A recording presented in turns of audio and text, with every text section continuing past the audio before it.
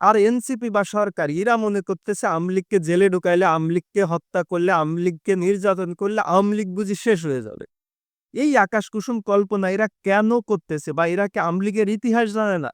দেখেন, আওয়ামী লীগ পাকিস্তানি সেনাদের বন্দুকের নলের মুখে দাঁড়ায়ে তারা রাজনীতি করছে, যারা জেল খাটছে, তারা হাজত খাটছে, তারা নির্যাতন সহ্য করছে, এবং এই সবের ভিতর দিয়েই বাংলাদেশের স্বাধীনতা সংগ্রামকে এগোয় নিছে। আর ৭১ সালে যখন মুক্তিযুদ্ধ হয় তখনও কিন্তু আওয়ামী লীগের লোকজনকে বেছে বেছে পাকিস্তানি সেনারা বা পাকিস্তানির যে শাসক গোষ্ঠী ছিল প্লাস রাজাকাররা তারা হত্যা করছে।